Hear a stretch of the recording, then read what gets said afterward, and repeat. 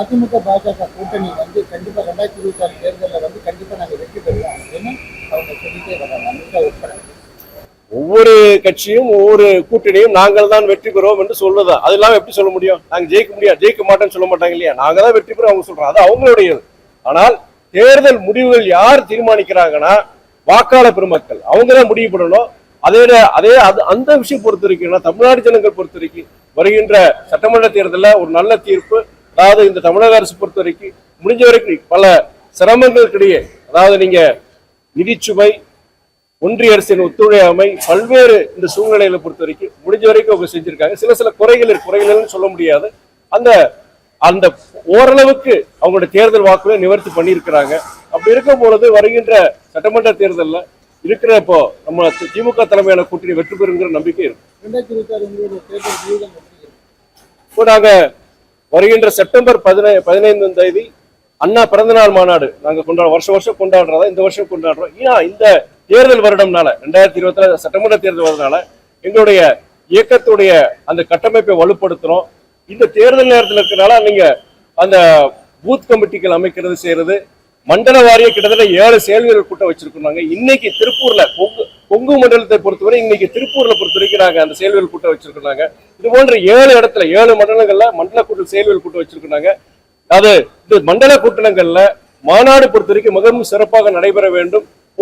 சென்ற ஆண்டு நாங்க மதுரையில ஒரு வரலாற்று சிறப்புமிக்க ஒரு மாநாடு நாங்க நடத்தினாங்க. அந்த மாநாடு மிஞ்சி மண்டம் இந்த மாநாடு திருச்சியில் நாங்க செப்டம்பர் 16 நடத்தினாங்க. இந்த மாநாடு பொறுத்த வரைக்கும் தமிழ்நாடு திரும்பி பார்க்கிற வண்ணம் ஒரு வரலாற்று சிறப்புமிக்க மாநாடு மதிமுக நடத்தணும் என்கிற நோக்கத்தோடு தான் இந்த செயல்வீரர் கூட்டம் நடத்தினாங்க. கடைசி அமித்ஷா இந்த இங்கிலீஷ் பேசினா அவமானப்படுவாங்க அப்படிங்கிறப்ப இதனால 2 வருஷத்துக்கு முன்னாடியே தமிழ்நாட்டுல இந்த கேள்வியை எழுப்புற முதல் இயக்கம் மறுமலர்ச்சி திமுக. நான் அன்னைக்கு கேட்ட கேள்வி தொடர்ந்து அந்த கேள்வி கேட்டு இருக்கேன். பாஜக தலைமையில தமிழக பாஜக தலைமையில இருந்து எந்த வித பதிலும் கிடையாது. நான் அவங்க ஹிந்தி ஏன் 3வது மொழி கத்துக்கிறது தவறு, ஏன் இதுல அரசியல் பண்றீங்கன்னு சொல்லி தமிழக பாஜக தலைவர் கேட்கிறாங்க.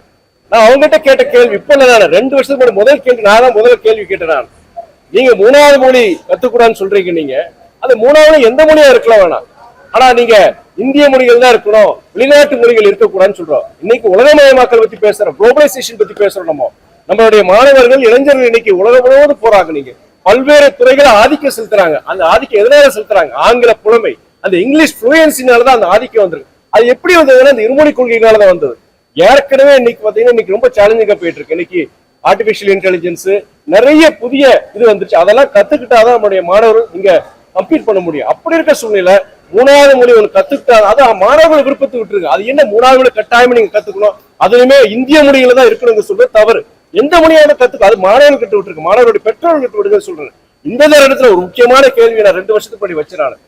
நீங்க வட மாநிலங்கள்ல பாஜக குறிப்பா நம்முடைய உள்துறை அமைச்சர் அவர் அமித்ஷா பொறுத்த வரைக்கும் என்ன சொல்றாருன்னா, ஆங்கிலம் என்பது ஒரு அந்நிய மொழி, ஒரு அடிமை, நம்முடைய அடிமைகளின் அதோடைய ஒரு இதுதான், அது ஒரு சின்னம் சொல்லிட்டு ஆங்கிலம் புறக்கணிக்கப்பட வேண்டும், ஆங்கிலம் இல்லாத ஒரு பாரதத்தை உருவாக்கணும்னு சொல்லிட்டு அமித்ஷா அவர்கள் வட மாநிலங்கள்ல தொடர்ந்து பிரச்சாரம் பண்ணிட்டு இருக்கிறார். அவர் மாத்திரம் கிடையாது, பாஜக இருக்கிற முக்கியமான தலைவர்கள் இந்த பிரச்சாரத்தை வைக்கிறாங்க.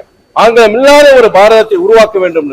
அதை நான் கேட்டேன். நானு நீங்க 3வது மொழி கத்துக்கிற என்ன தவறு நீங்க சொல்றீங்களே, ஆங்கில மொழியே இல்லாம இருக்கக்கூடாதுன்னு சொல்றாரு ஒரு பாஜக தலைவர். அப்படி இருக்கும் பொழுது நீங்க ஆங்கிலம் இல்லாம நம்ம எப்படி இருக்க முடியும் சொல்லுங்க. நீங்க உலக தொடர்பு மொழியே இன்னைக்கு ஆங்கிலம் தான், உலக தொடர்பு மொழியே எனக்கு ஆங்கிலம் தான். நீங்க எந்த துறை எடுத்துக்கலாம், ஐடி மட்டும் கிடையாது, மருத்துவ துறையா இருக்கட்டும், இல்ல வர்த்தகமா இருக்கட்டும், எந்த துறையில பொறுத்தவரைக்கும் ஆங்கிலம் இல்லாம நம்மளோட செயல்பட முடியாது. இது நியதி.